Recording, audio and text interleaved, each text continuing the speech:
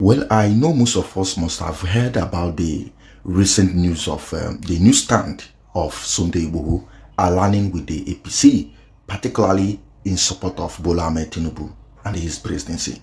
Now, I personally see that as a political choice, and of course, he has every right to make that very decision.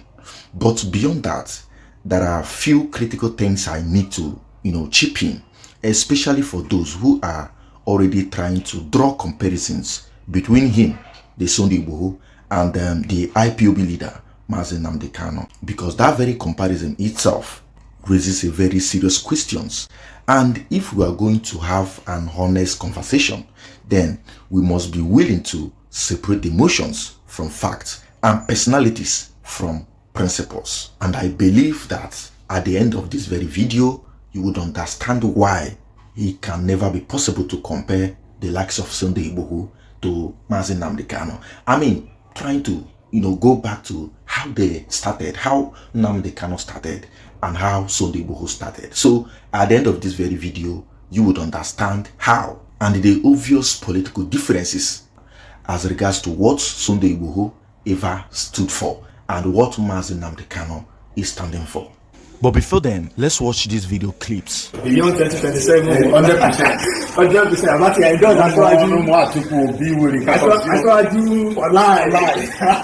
After I do my that's why I do. After Baba, I belong for another scam. I don't make it. I got it, Baba. What about what to you guys? Igboho sọ bẹ́ẹ̀. Obi àti kúwèrè kan. Àbófi wèrè kan wà lẹ́yìn bá. Igboho sọ bẹ́ẹ̀. Alágàlaga. Lọ́wọ́ Igboho. Aṣáájú ló ní. 100%. Kó láti dìbò. Sọ̀rọ̀ náà. Aṣáájú ni o. Second time. Nnamdi Kanu is in jail today because he's different from Sunday Igboho. Yes. If Nnamdi Kanu were to be Sunday Igboho, he would be campaigning for Tinubu in the southeast now. Yes. Because it's the same terms that he gave to Sunday Igboho that he accepted that Nnamdi Kanu has rejected over the last 10 years. So please don't insult it. I don't know what he will do tomorrow, but the Nnamdi Kanu that I went to campaign for in Aba last week is not somebody. It will be, I don't even know what to call it, if it's a heresy to compare the two of them. As for Sunday Igboho, who I don't know too well, but I've always stated that their own brand of politics is what they call Amala politics in your state. It is politics of chop I chop. It is what they used to call during in the southeast or rub rub my back, I rub your back. So, but what Sunday Igboho is going to quickly realize is that it's going to be in the hall of infamy, like the Nzeribes of this world, who once said that if Babangida did not become president, he will kill himself. Right? Both him and Babangida have become invalid. It's like Daniel Kanu, who said if Abacha did not become president, he will kill himself. Abacha has died. His own political career died forever. It's like Baba Adedibu in Ibadan, who says that Obasanjo, if he doesn't do third time, he will kill himself. He has also died.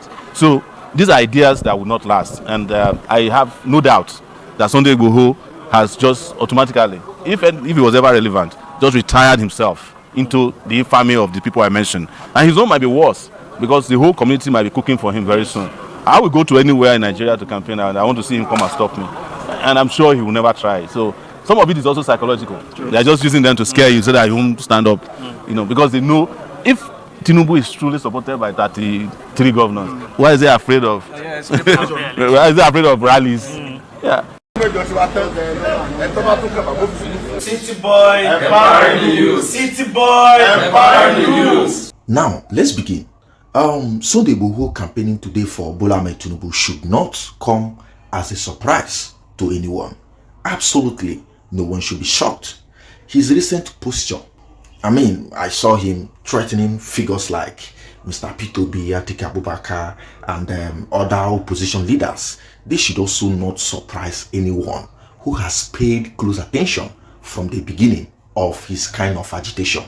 This is not new. It is a continuation of a pattern.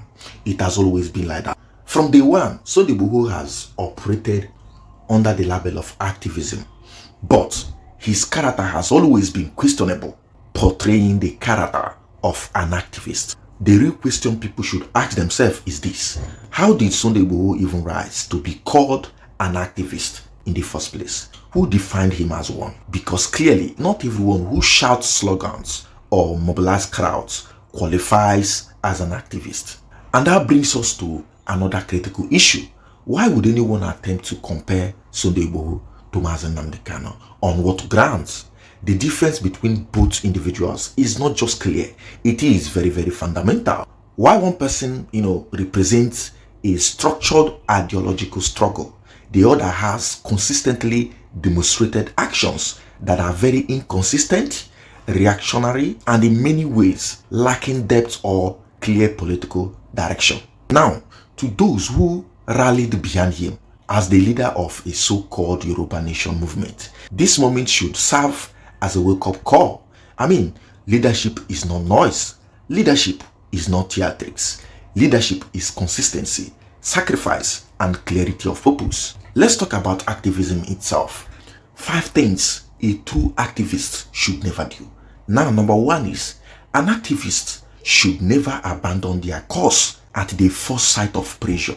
Secondly, an activist should never negotiate away the core demands of their struggle for personal freedom or gain. Third, an activist should never reduce a liberation movement to ethnic hostility without a clear ideological framework.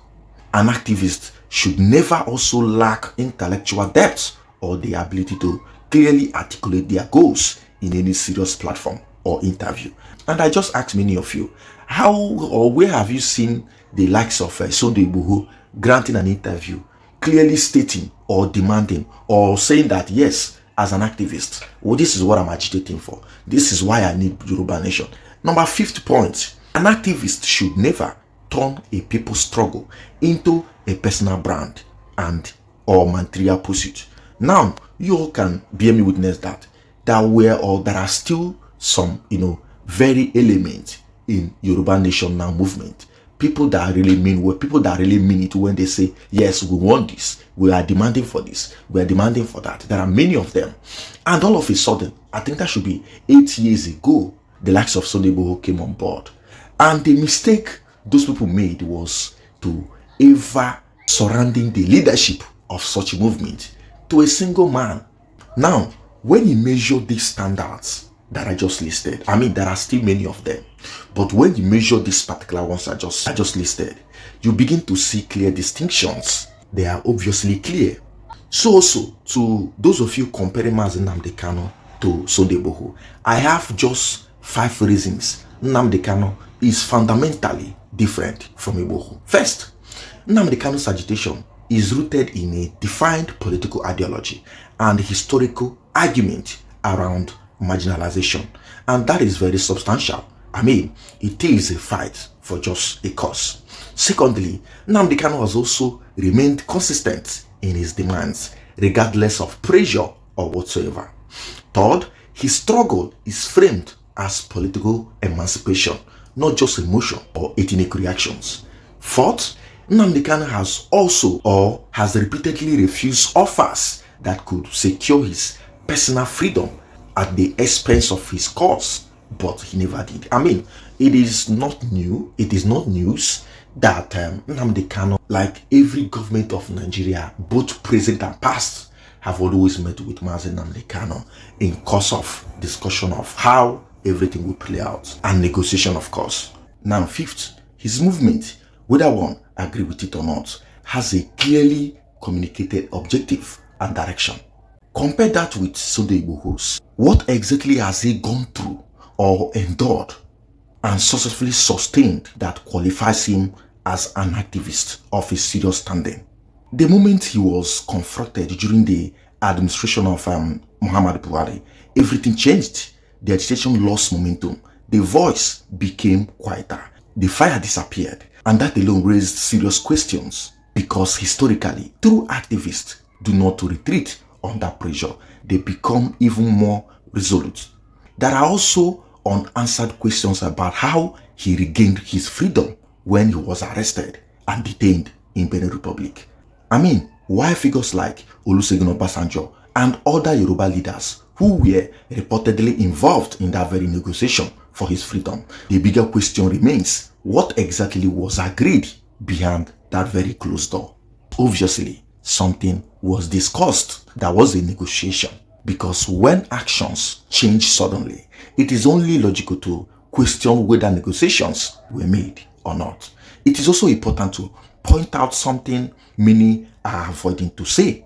the nature of Igboho's activities at some point involved physical confrontations, while Mazi Nnamdi Kanu's case has largely revolved around allegation of incitement of violence. And I put it to you, which offense do you think it is way much bigger?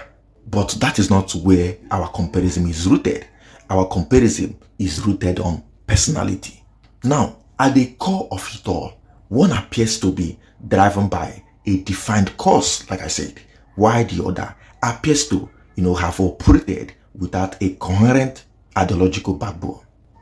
Even sowore has consistently emphasized what true activism should represent, just like the video you just watched.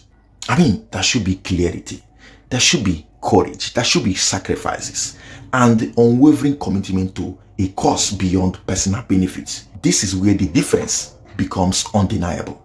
Nnamdi Kanu's agitation is rooted in political theory and perceived marginalization.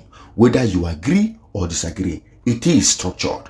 Igboho's approach, on the other hand, has largely revolved around ethnic rhetoric without clear articulation of long-term political solutions. In multiple instances, there has been a visible gap in depth, coherence, and strategic direction. A freedom fighter also must be intellectually grounded, strategically consistent, and ideologically clear. Anything short of that raises a very legitimate questions or legitimate concerns. So, while we continue to advocate for peace in Nigeria, a country deeply challenged by political elites, we must also learn to call things what they are. Not everyone who claims to fight for freedom is truly fighting for it. Sometimes, some individuals are told to suffer for what they don't know about. Some individuals even go as far as hijacking legitimate struggles for personal relevance, influence, or gain. And as citizens, we must be careful not to elevate personalities over principles. At the end of the day, this is a lesson in awareness. Be careful who you follow, be careful who you trust, and most importantly, be careful who you call an activist, because history, time, and consistency always reveal the truth. In conclusion, if there is anything you should take away from all of this, it is this particular thing. Never confuse visibility with credibility. Just because someone is loud, popular, or constantly in the spotlight does not mean they are grounded in truth or driven by genuine purpose. When you look at the figures like Nnamdi Kanu and compare them with the likes of Igboho, the real difference is not in what they say, it is in the consistency of their actions over time. Because pressure reveals everything. Pressure reveals conviction. Pressure reveals weakness. Pressure reveals who is willing to stand alone and who is willing also to compromise. And in a country like Nigeria, where emotions often drive public opinion, it becomes even more important to think critically, to question narratives, and also to separate facts from sentiments. Because at the end of the day, not everyone who starts a movement is prepared to finish it. Not to talk of some people that just joined. And not everyone who speaks for the people is truly willing to stand with the people when it matters most. I will leave all of you to be the judge. Drop your opinion in the comment section. What do you think about this very Sunday Igboho's current position in Nigeria's politics? Please, as you do, kindly keep it respectful. Thank you for your time and thank you for watching.